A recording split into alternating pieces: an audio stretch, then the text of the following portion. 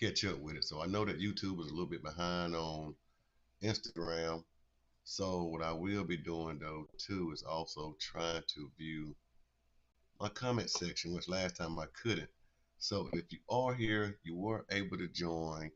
Um, put a one in the chat or something to help me out and allow me to know that I'm actually getting information here. And so even though I'm on a stream key, I'm gonna try to see, can I see this in like real live time on my YouTube without it pulling me out of it. So yeah, I'm gonna go actually look at it while it say it's live. Uh,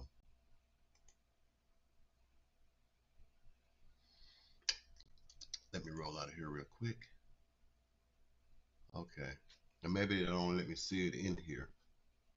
But we were talking about sovereignty and a bunch of other things before uh, YouTube did what it did.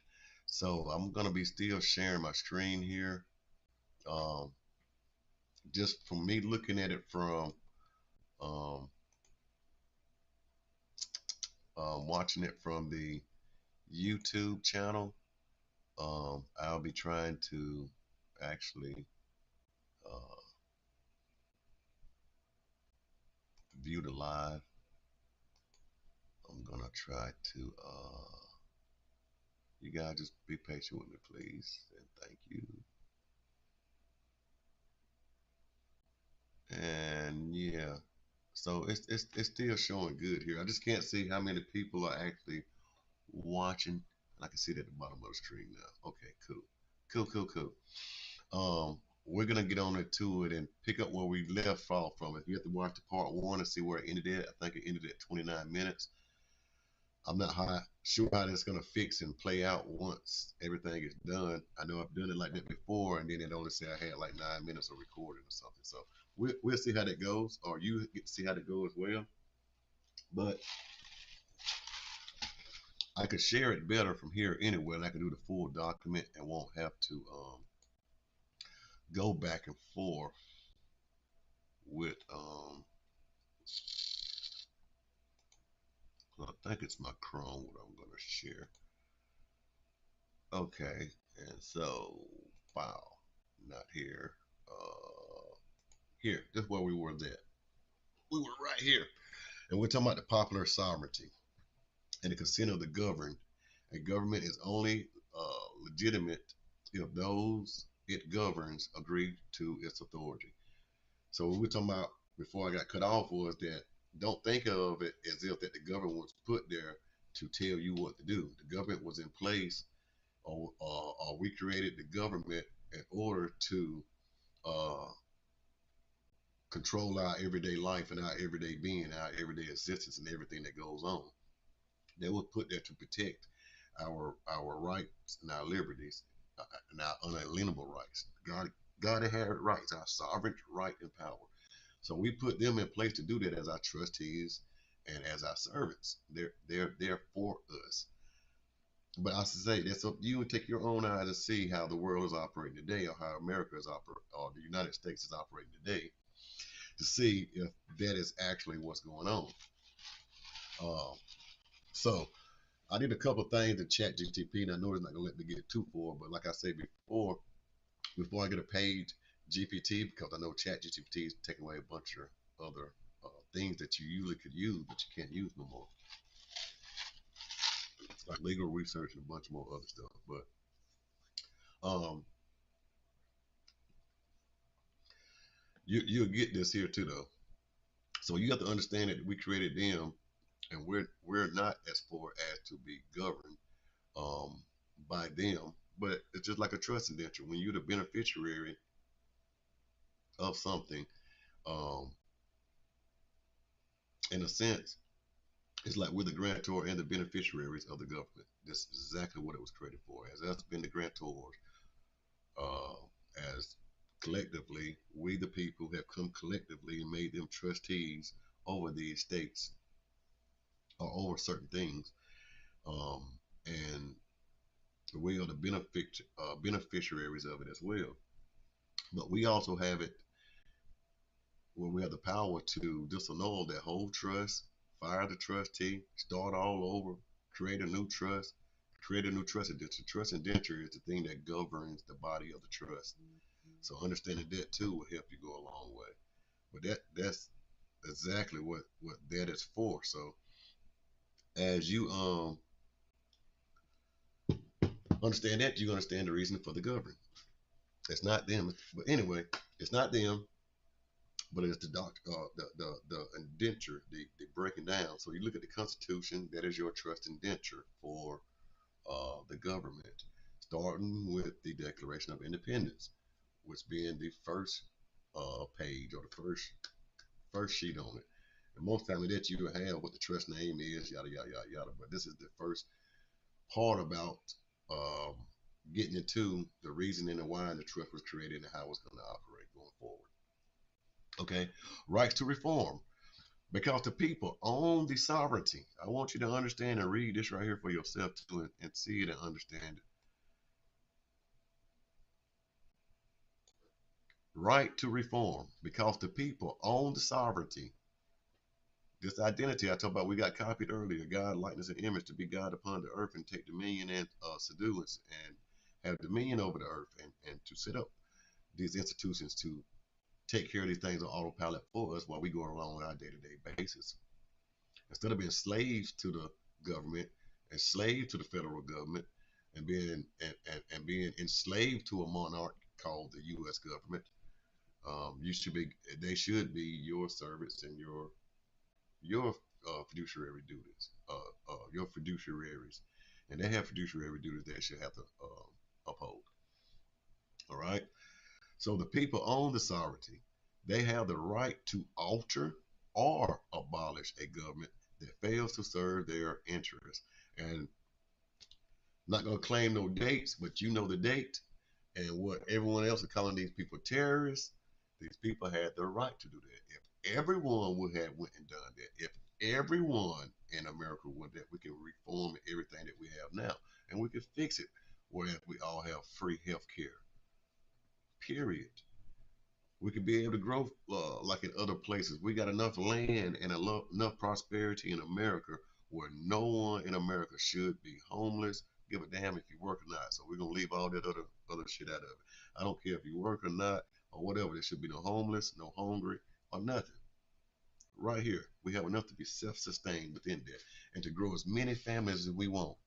And there is no shortage of land, trees, or none of that shit, man.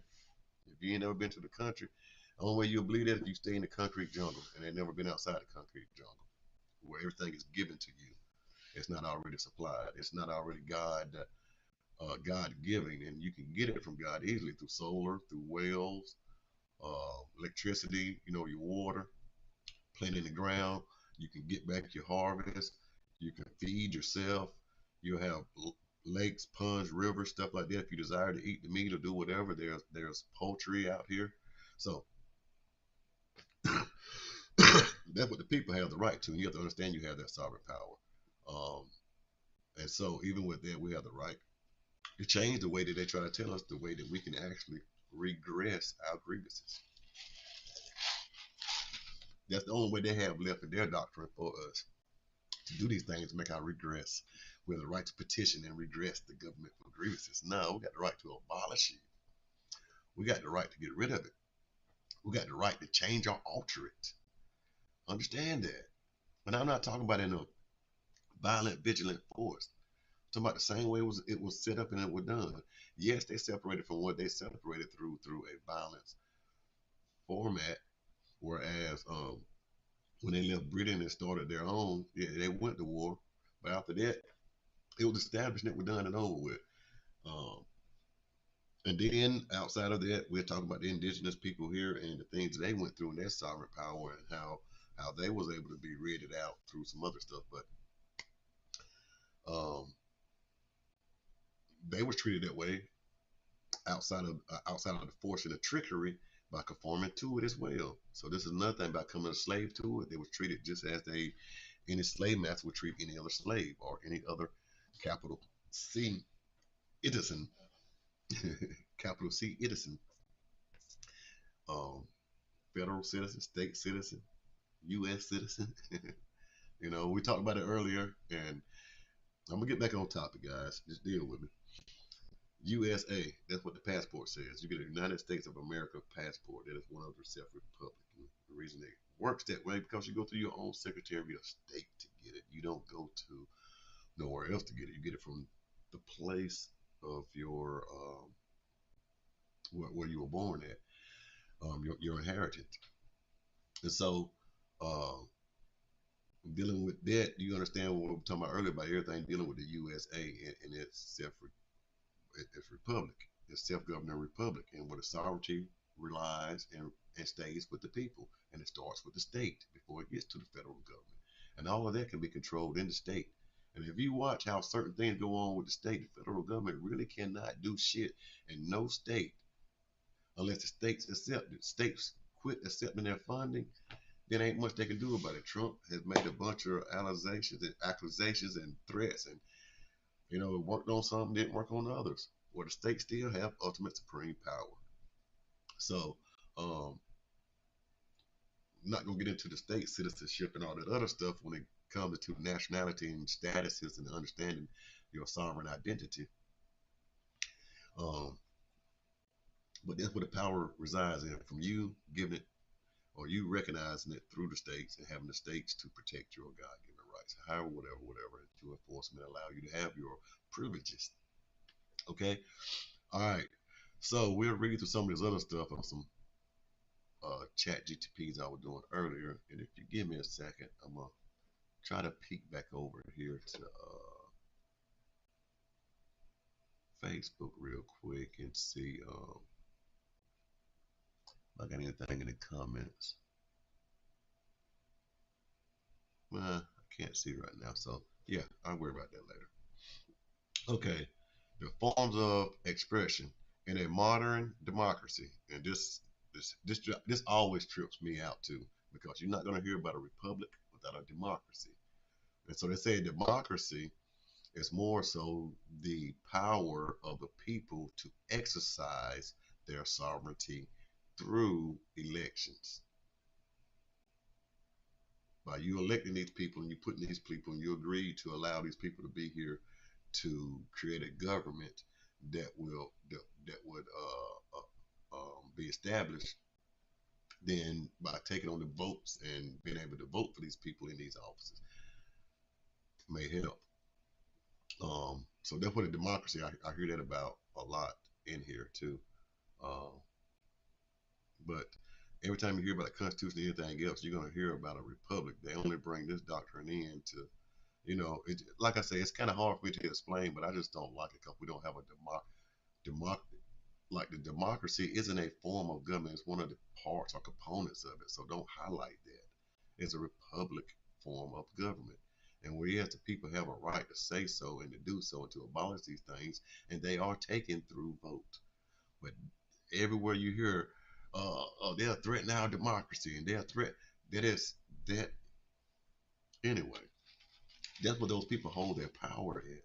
So they're telling you that the only power that they have as your constituents, as your congressmen, as your senators, as your presidents, as your senators, and all the House representatives, all these other people, they don't have no power without that. So, you know, when you threaten that, this is where they get all of their power at. Because, like we talked about before, whenever they do their paperwork and they write these bills and they write these laws, if you can take your time and sit down and read these laws and these bills, watch how much unnecessary shit is passed through to benefit them. They get money in their pocket. They're sending money here, sending money there, doing all these other things where it's really not in the interest of the public. But they are the public. When we do it in the republic, we will bring it back to us, and it will be in the best interest of the people and not of the people that we put to represent us. And that's where the government, I see the way the government is running today. The government is running today off of those people that we put in there and the things that they're doing. Even though I don't participate in it, I'm just saying we, because that's what the fuck it is. If I say I don't say, still happening. I did not put them in there by not voting. I also play that game. But anyway, so their best interest in whatever benefits them is where it's at now, and they believe that they have the right to govern and tell you what to do. Just like a little time when everybody had to get those, they had to take care of those things. It was mandatory giving. No, you get to exclude my personal right, my spiritual belief, and my well-being of thinking for myself. You're gonna tell me what's best for me.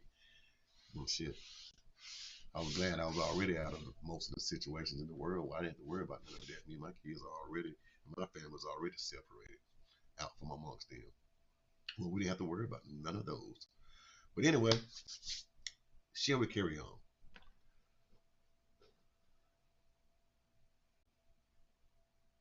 Okay. Forms of expression in a modern democracy, popular sovereignty is typically expressed through elections. Citizens choose representatives to act on their behalf. So this is where they get their little power from, and they feel like they have a right to act on your behalf and make all these decisions and do all these other things. Because it's in the democracy, it's not in a republic, it's in a democracy. Because in a republic, they know what they were there for. But anyway, Constitution. The people of their representatives draft and ratify the fundamental laws of the state. Direct action. Citizens may vote directly on specific laws or amendments through referendums. And so, checking into that too. All right, historical content. I ain't gonna read through that because there was some other stuff.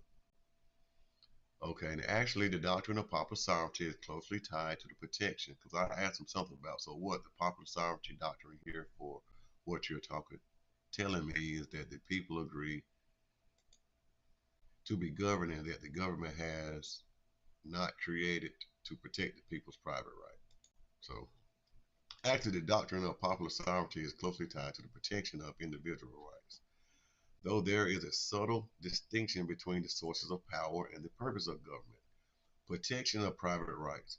While popular sovereignty established that the people are the source of power, the primary reason they consent to the government, the social construct, is specifically to protect their private rights. So, how can you protect my private rights when you tell me when and what to put in my body? How can you protect my private rights when you let anybody sell me anything out here to put into my body that may cause my body or my kids and loved ones hurt, harm? We have the biggest, uh, I believe America is just a big ass pharmaceutical place than it is because we have more diseases than anything else over here because of the things that we consume and the way that we live. The things they allow us to put into our body. This is why I believe they won't give us free health care. Because if they did, then they wouldn't make no money off the other shit that they do. And they have to figure out a way to compensate to make that money. So if they gave us free health care, I guarantee we see a bunch of stuff stop and drop and a bunch of things. Like I say, JFK, I'm not too deep into everything else, or the Kennedy guy that's in there with Trump, but he's making a bunch of changes to a bunch of stuff that I believe that should have been done. And if you're watching too, you understand that there's a lot of things going in the government where they know that the world knows that a lot of things that's being conspiracy theories now has become truth, and they know the popular opinion of the people. They're viewing it and they're changing and adjusting it, and they better get it right before it get abolished or erased or changed over, because it's bound to happen. But anyway, all right. What rights are they? The private rights they're protecting: the life, liberty, and property. Influential thinkers like John Locke argue that individuals possess natural rights before governments even existed, in which that is your sovereign right, your sovereign power, your sovereign God-given unalienable rights, unalienable, however, whatever. But those are things given you by the Creator, and that we're all equal. We all deserve to have that same opportunity for whatever. And no race, color, creed has the right to raise one hand above the other to make one feel insecure or inferior. It's just you stay in your class and we stay in our class and everybody stay in their class. Arms stay making, arms stay arms, legs stay legs. Your heart's gonna stay your heart. Your liver's gonna stay your liver. Your kidney's gonna stay the kidney. But we can all work in one body without nobody having to say that I'm better than the next, because all of us coexist together. You can make it without certain parts and certain things, but that's not nothing I wish on nobody. But that doesn't make anything else better or make anything else worse. I'm just saying. Think about it. That's the God that we're supposed to be walking in. That's the harmony and the unity of love we're supposed to be walking in. That's what we're supposed to exemplify as being God upon the earth in our sovereign power.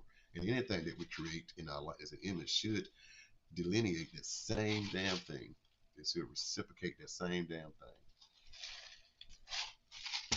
Well, we put too much individuality into it.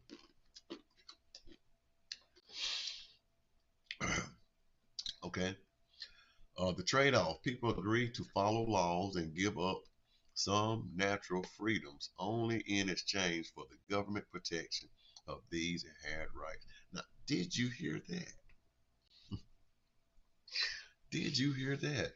They said that the people agree to follow laws and give up some natural freedoms only in exchange for the government's protection of these inherent rights. There is nowhere I can find to support that. Nowhere. Nowhere, none whatsoever. But I can tell you where I've known and I heard it from in this private movement is that you trade out your rights for benefits and privileges once you become a citizen of the United States. You are already going to be born a citizen of the United States of America or the Congress assembled in the republic form of government. But accepting that citizenship as where you do that at, you give up some of those things, man.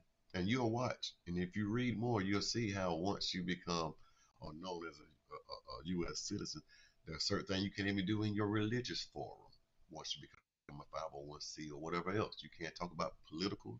You can't talk about politics. There's certain things they're going to muffle. They're going to take some of your God-given rights and give you benefits and privileges.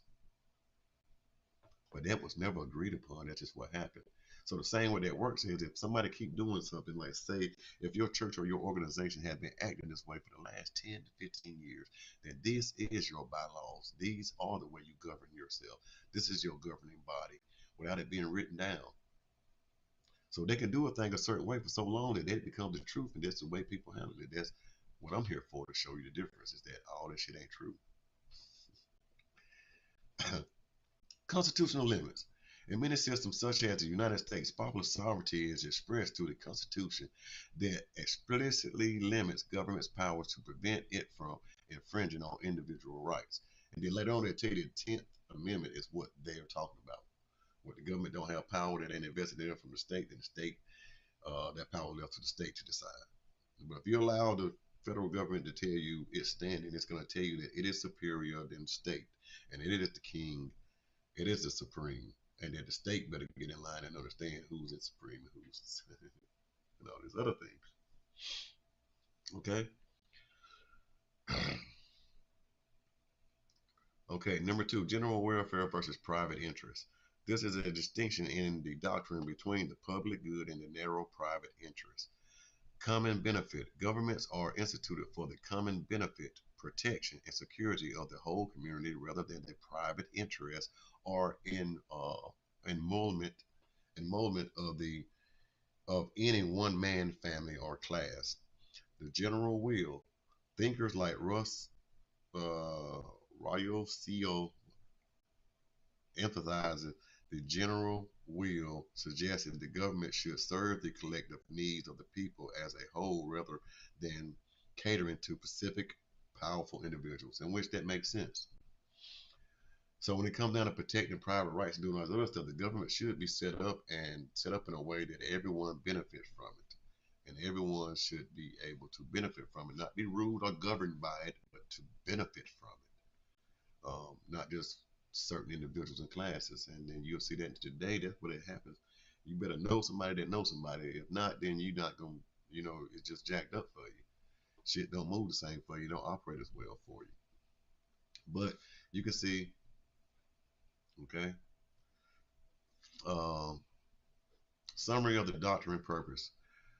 The doctrine serves 3 main functions. Legitimacy. It ensures that government power is only valid if it comes from the people. Accountability. It establishes that government officials are trustees and servants of the people and are always accountable to them. Right of resolution. So And even with that, if you see how they're not accountable to us, is that how hard is it to get one of those in trouble when they should be stripped of their position just like anything else? When they're caught with some other things, they should be locked up or done some other things. 'Cause a lot of them do a bunch of jacked up stuff. Um, but man, they'll get fined. That may be it. But you hardly ever hear any of them going to jail for anything, or when they've done some jacked up stuff too. So, but you let a common citizen go out here and speed down the road, he's getting locked up. Let him do it more than a couple of times, may lose more time of his life into a debt prison.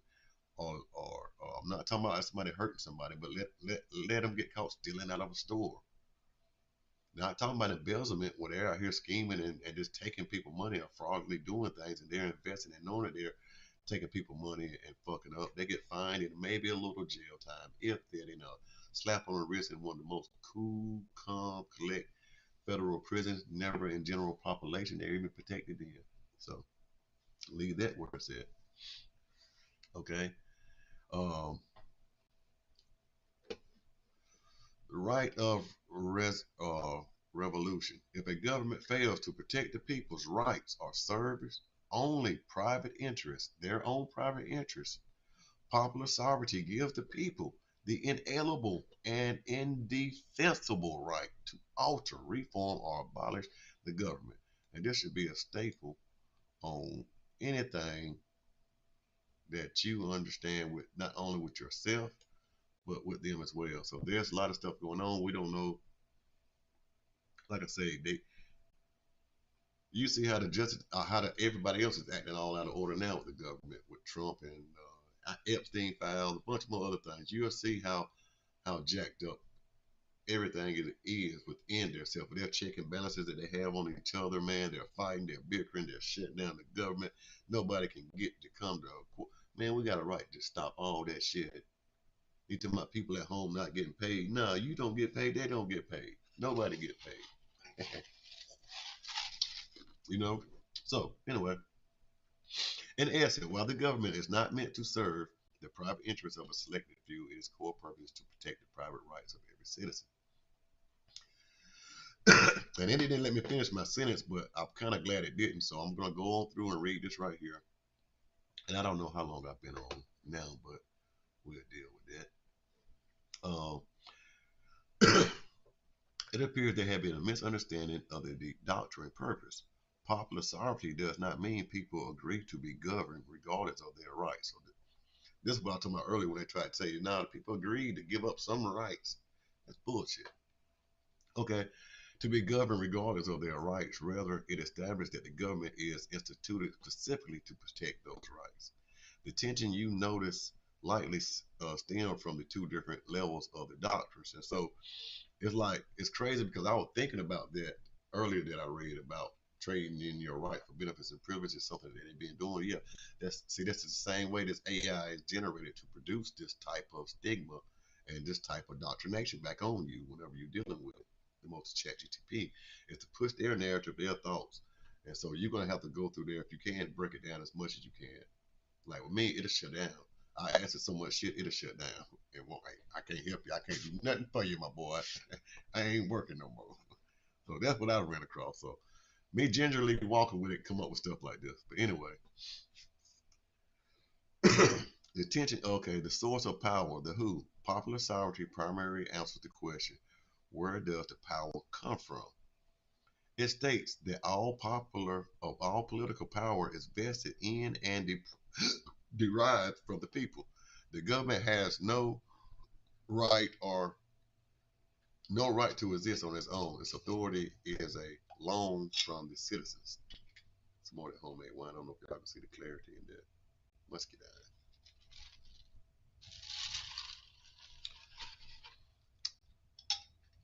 Yeah, but it says that it just can't operate on its own. It gets that, let's just say, from a loan from the people, that it can be taken back at any time. A loan can be canceled, brought up, all the amount depending on what you're doing, like a mortgage. It's a loan. You can do certain things with your mortgage, and they can be like, "Hey, bro, you trying to be slick? Give me all my money for this." Then you gotta go to court, gotta fight about all that other stuff. But they can call that loan up and ask for the full payment. So we can too.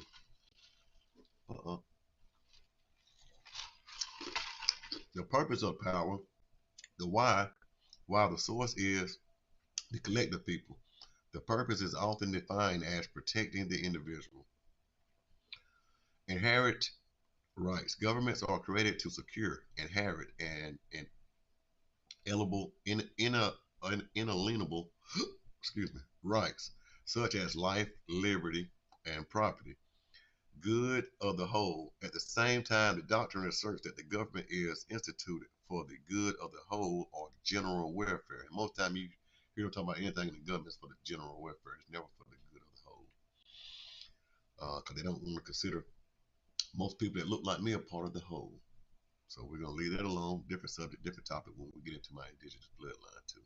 Can't wait for that. This constraint of government. The doctrine explicitly limits governments rather than giving it blank checks because the people are sovereign. They can set boundaries. They authorize a constitution that defines what the government cannot do to private individuals. Withdraw consent.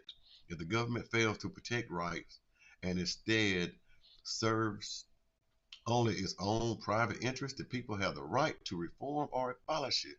So do we think our government fails to protect our rights? Something you gotta think.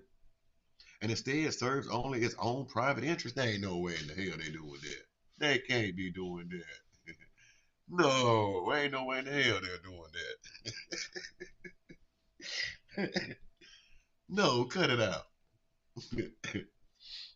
You know, because if they are, you have the right to reform or abolish it. We can fix it and make it get right. You want to keep your job, you want to keep your things. This is what we say, and this is what we do. And any bill that you pass, that you're going to pass or try to pass within your doors, it got to be given to the public, and the public has a timely manner to read and to vote on it. Not only our constituents who's there on our behalf voting for us, they're the one getting to read and to understand all this other stuff, then report back to us. No, it should be us first. And then you go. That's the way it was set up. Servant was given talents. Servant didn't go take talents from the master. One was given 5, one was given 1, one was given 10. They didn't go take them, they was given them. So anyway.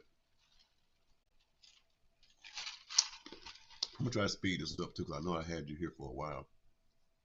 But anyway,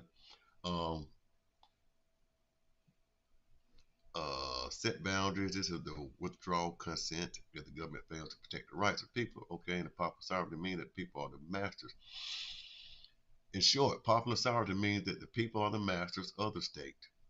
They do not just agree to be ruled, they agree to a specific contract where the government is only limited in is to protect their rights and promote the general welfare. Popular sovereignty, and that was something else they did. Popular sovereignty is a fundamental doctrine that political authority organs. Okay, I don't think I wanted to read no more of that. Okay, so this right here now actually did it carry over to the federal government, that same popular sovereignty doctrine. Yes, the doctrine of popular sovereignty is the fundamental principle of the U.S. federal government, while the United States uses a system of federalism to divide powers between national and state governments. The U.S. national government, both levels, and remember that word national too. You think about that later on when we talk about the passport process and want to be a national, and of the state government, both levels theoretically derive their ultimate authority from the same source with the people. So the national government, you would want to think it's the United States of America, the Republic, but it's not. That national government is still the United States, same one up under the U.S. citizens. So this right here made me see that even wanting to be a national in a different sense as well, to understand that national could very well be just another form of U.S. government citizenship. So that's for more in the private. Application of the federal government. The sources of the authority, the preamble to the Constitution. Like I was telling you earlier, the preamble to the Constitution. not the preamble, but I was talking about the Declaration of Independence also with the preamble. All of those documents fall together. The source of the authority, preamble of the Constitution explicitly states that we, the people, do ordain and establish this Constitution. This signifies that the federal government was created by the people, not by a compact of independence, not by a compact of independent states. Limited and delegate powers under popular sovereignty. The federal government has no inherent power of its own. It only possesses those specific powers delegated to it by the people through the Constitution. Ongoing consent through elections. Popular sovereignty is maintained at a federal level through regular elections for the House of Representatives and the Senate, as well as the presidential election processes, ensuring officials remain accountable to the people. And then they talked about the role of the 10th Amendment that I'll tell you about. So this is what all of this right here with the federal government, hogwash bullshit, okay? But anyway, so let me see, can I switch to this right here? And we talked about this the other week as well. Let me go ahead and close a few of these. Well, through with this. And give me 1 second. Let's check on this YouTube. Okay. I went back on the comments. Let me go back to this here. Okay. So, this right here is the I am an American Day, not a U.S. citizen. I am an American. And so that all comes with the United States of America. And it's like, I'm going to come down here real quick to show you something. When you see whenever they do write and say things in their full capacity, they say it here. Now, therefore, I, Franklin D. Roosevelt, President of the United States of America, not President of the United States. So the full capacity for him to even put things down in his full capacity, he has to do it as in his rightful capacity, and it's the United States of America. It's not that federal government shit. It's still this whole thing here. United States of America and the Congress assembled. Okay. And so this is where you're gonna understand. Well, for me, this is why I understand or are able to see the difference between the United States of America and when they talk about stuff up here as far as the United States. So let's get up here and understand this real quick too. Day by day, they land the flag in their homes and their suitable places and do the rec and witness their okay, Franklin D. Roosevelt. This was something else in this resolution. Okay. By the President, Summer Wales, Acting Secretary of State. I am an American Day, 1940, by the President of the United States of America. May 3rd, 1940, number 2402. This is what page you can find it on. Okay, by the President of the United States of America, a proclamation whereas the preamble to Public Resolution 67, 76 Congress, 3rd section, approved May 3rd, 1940, recites. And this is where you can go find this whole thing at. You have to look up all of that. Whereas some 2 million young men and women in the United States each year reach to the age of 21 years age, whereas it is desirable that the sovereign citizens of our nations be prepared for the responsibility and impressed with the significance of their status in our self-governed republic. So understanding your sovereign power is something that you must know. This wasn't damn long ago. This was 1940. Now they're going to tell you a sovereign citizen is some fucked up bad thing to be. Because some people have made it. Some people have done things that has carried a name and they place a name on something where these people should have been called exactly what they were. And a sovereign citizen isn't that. I don't care what they call themselves. I can run around here now, robbing the stores and identify as a white man. Do you think that they're going to have their description out here as a white man, or they're going to have my full description out here? So I can say I'm white all I damn want to. That doesn't make it right.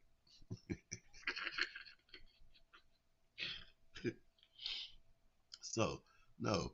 Being a sovereign citizen is a part of your American privilege and your American right, your God-given unalienable right to be a sovereign, and that you are the reason for everything into your governmental existence. So they knew and understood that. Not saying that they always handled and prepared themselves and operated righteously that way, but they did understand that. And so what we got now, the people don't understand that. They believe that the government is sovereign and they're subordinate. You're not subordinate to the government. The government is subordinate to you. Not saying, like we said before, so you take it how you want to. Don't run off the wall with that shit. I'm just saying you have a right to do it. Educate yourself and learn how to. Come join with us and learn how to separate yourself. Now, if you want to go ahead and reform the government and do other things, you have to have this first principle to know that you're the sovereign. And collectively, it's going to take more than you. Okay? But anyway, but we are in a self-governing republic, meaning that I don't rights and my rights for benefits and privileges. I can take care of myself. I can feed my family. I can defend my land and my property. I can act honorably around myself and my neighbors. And it doesn't matter. I don't need the supply of anything else. You know, so I'm able to do that. I don't need to worry about uh, murdering, killing. I don't have to worry about speeding, robbing, or doing all these other things um, that are unhumane. I'm not talking about all the other things the government has taken from the people, called it illegal, legalized it, and then dished it back out to the people. Tobacco, marijuana, alcohol, just name a few. Those are the things they took from the people, banned it, called it illegal. They did it. They legalized it and set it up so they can make a profit. So this is the part I'm talking about. When you understand the government and what they're doing, they're not there for your best interest.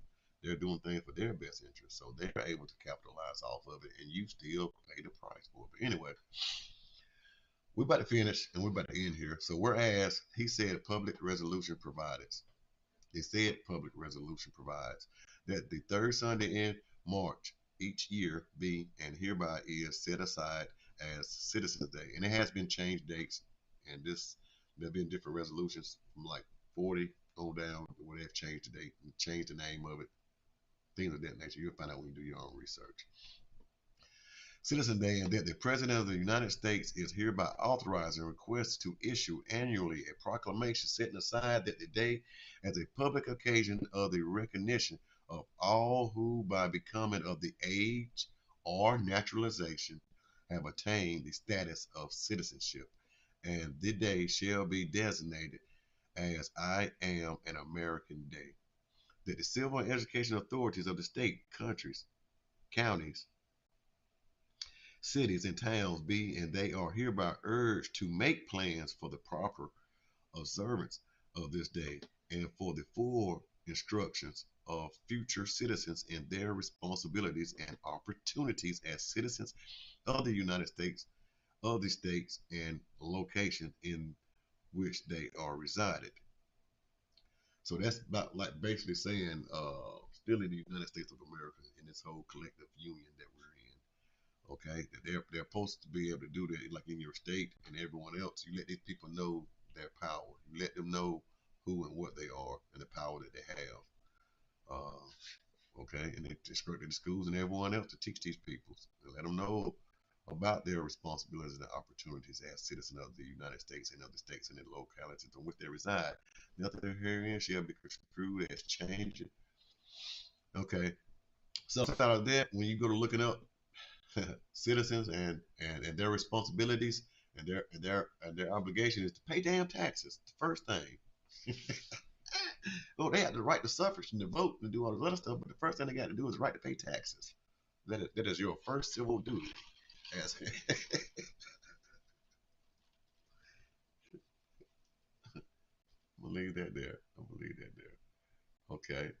So yeah, that's where I'm at with that one right there. And so That's the popular sovereignty doctrine too. And also, before I get off, I want to tell you this: is that the reason why I did a video on the popular sovereignty, because as I started to search sovereignty on there, that's all they would bring up: popular sovereignty, popular sovereignty, popular sovereignty. It's like, I'm not talking about popular sovereignty. I'm talking about individual sovereignty. You can't have a population that is sovereign if the individuals are sovereign in themselves and it's collectively sovereign. And so, no, I'm not saying that you are above. Well, yes, you are above everything, but you're also under a certain order of honor. And so you're not going to be out here doing 95 in a speed in a school zone. You're not going to endanger your life, and so you can endanger yours all you want to, but you're not going to endanger others by endangering your life in the activities that you do, or cause hurt, harm, or calamity, or cause financial despair upon anyone else. You're not going to covet your brother's stuff. You're not going to covet your neighbor's wife. You're not gonna do all these other things. Like I said before, the righteous don't need the law. The law was made for the lawless, for the unrighteous. So for you to believe that you are not righteous and that it's on you, and I would say don't believe the lie. Just handle yourself accordingly, man. Um, check out our description channel, our description section too. Start checking out more about what we got to offer, and I can talk more freely in the public. And so there's other platforms and things I will be using to do that, and getting into other ways where we can actually have forums and talk like this, but maybe not so much in the public. But thank you for coming out and joining us. Like, subscribe, hit the notification buttons, comment. Leave me something, someone to comment whenever you come across this. I love your likes and your shares. I thank you for you guys doing that, but help me out with my analytics. Even if you don't share it, like I said, by just nothing else, if you're able to comment into the comment section and leave, hey, hello, my name, I'm here, I'm there, where I'm from, my thoughts, my opinion, kick rocks, don't matter. So thank you for that in advance. Look forward to seeing you soon. Like I said, you guys have a safe and warm holiday. Be around your family and your loved ones and enjoy them for what they are. And we look forward to seeing you next time we come on. So peace, love, and prosperity, and extreme wealth to everyone. And until next time, you guys be wonderful.